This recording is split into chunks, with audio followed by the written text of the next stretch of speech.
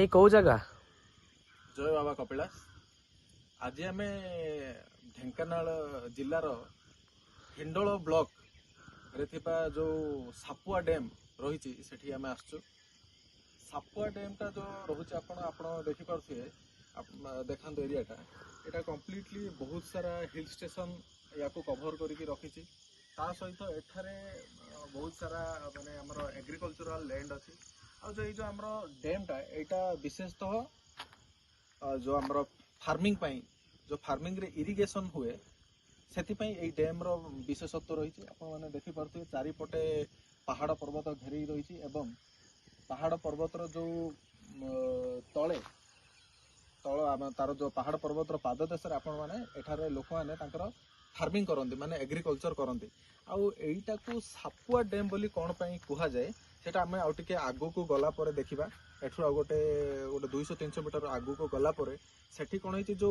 यार जो डैम रो गोटे स्ट्रक्चर रही सेटा साप आकृतिर रही से यार नाटा सापुआ डैम बोली दी जाइए से आकृतिटा आम टिके आगु को गला पर देखा यही जो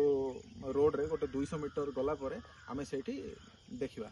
चलन जीवा से जगह देखते एपटे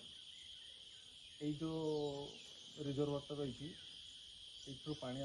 आउ सापुआ डैम कहिबार मेन विशेषत्व हूँ